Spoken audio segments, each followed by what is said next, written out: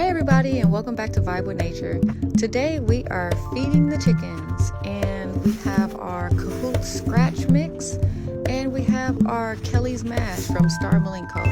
I'm actually waiting for the Star Milling incredible mix to return to Cahoots, which is right now on back order. So for now, we're going to use this mix. The chickens seem to be producing a lot of eggs right now with this mix. And so, yeah, we're going to stick with it. So right now, that's a little bit over a half dozen. And over here, we have our brooding hens. So we're hoping to get some chicks over here very soon.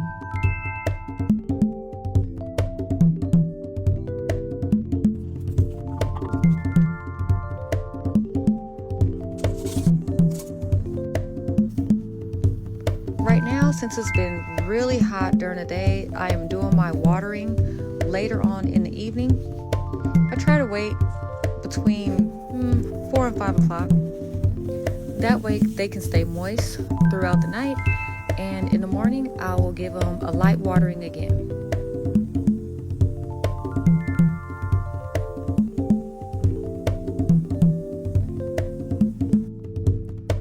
Alright, that's about it for tonight. I'll see you all next time.